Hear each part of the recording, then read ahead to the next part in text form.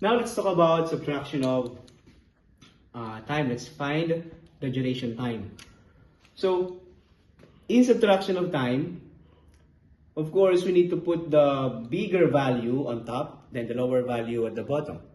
So 7:15 or 7 hours and 15 minutes minus 25 minutes. So now, again, we need to align the dots.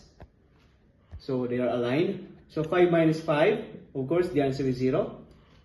Here, 1 minus 2, it's obviously not, cannot be. So the next thing to do is to borrow from 7. So let's borrow 1. What will happen to 7 if you borrow 1 or 1 hour?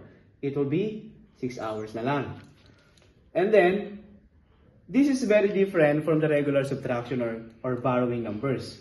Because, always remember that 1 hour is equal to 60 minutes. Okay? So that's it. So since we borrowed 1 hour here, and we are transferring the 1 hour into minutes, so instead of putting 1, we will put always 6. Always 6. 6 represents 60 minutes or equal to 1 hour. So now we can add na. 6 plus 1, the answer is 7. Now, 7 minus 2, the answer is 5. And then, 6 minus none, just bring it down. The answer is 650.